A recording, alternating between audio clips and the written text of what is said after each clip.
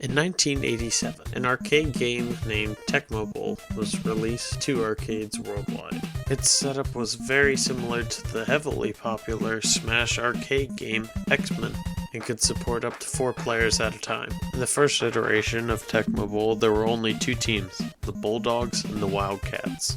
Each team consisted of 10 players instead of the usual 11. In the first iteration of Tecmo Bowl, there were no plays to pick. You had to choose who you were going to throw it to before the play even began. Tecmo got a license with Nintendo in 1989, but not with the official NFL. This caused Tecmo to only be able to use the city names, not the names of the teams.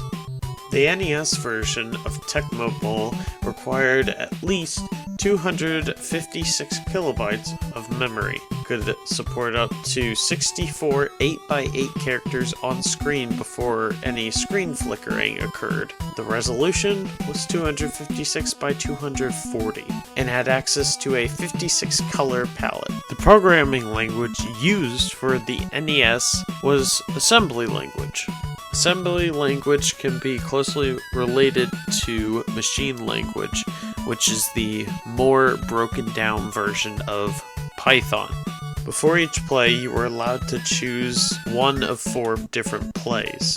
In 1991, Tecmo was able to secure both the NFL and NFLPA license. Doing so, they released Tecmo Super Bowl.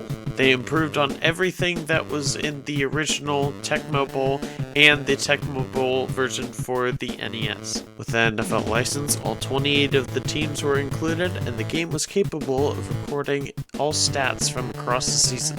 A coin toss was added at the beginning of every single game. Each playbook was doubled, now giving us 8 plays per team. There were new animations added to Tecmo's Super Bowl.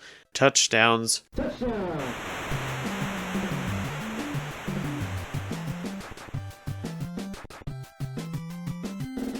field goals,